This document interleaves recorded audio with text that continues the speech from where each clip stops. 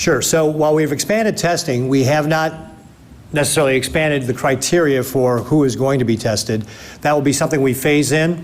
But broadly speaking, again, what we'll do is if you are symptomatic, so you have a high fever and coughing, something like that, we want you to stay home.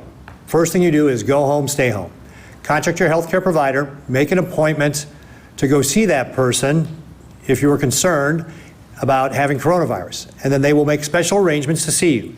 They will test you for influenza A, influenza B, and a respiratory panel. And if you are negative for all those things, and you have been to Europe or Asia or one of these high domestic areas we've talked about, the big cities, you know, Denver, Chicago, New York, been one of those places, you're going to be at high risk, and you will be a priority to get tested.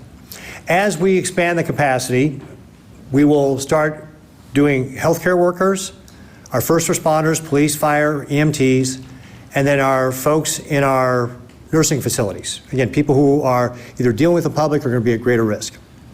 Now, the idea of this pooling means what we're going to do is we're going to get samples from everybody who are starting to test, right? So you've heard about the nasal swab. It goes into a test tube with viral medium or saline, and that gets sent off to our lab.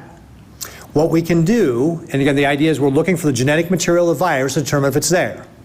But instead of taking each one of those test tubes and testing them separately, we'll take 5 of those test tubes and put it into one and test that one test tube. And if that one sample comes back negative, we know all 5 of those were negative. And so we have just saved 4 tests. Now, if that test comes back positive, then we will have to go back and retest all 5 of those again to figure out which one of those was positive. So it's a way of really kind of narrowing down our tests.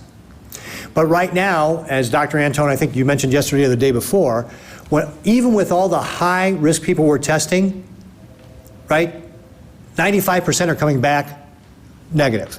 So only 5% are positive. So you can see that if you're pooling these samples, you will, on balance, not have to retest them very often. You'll much more often determine all 5 are negative, and therefore you will have saved all the reagents from those 4 other tests you don't have to do because you know all 5 are negative because no genetic material for coronavirus showed up in your one test sample.